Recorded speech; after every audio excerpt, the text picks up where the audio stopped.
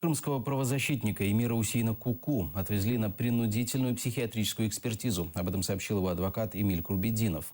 Сегодня же состоялся так называемый суд, на котором Эмиру Усейну Куку и Рифату Алимову продлили срок содержания под стражей до 8 февраля следующего года.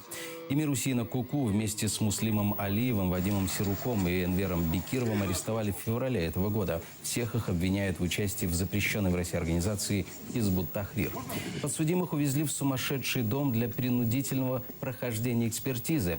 Во время бесед врачи ставили вопросы, касающиеся уголовного дела. Также задавали провокационные вопросы на религиозную тематику. И сегодня проходило продление его ареста.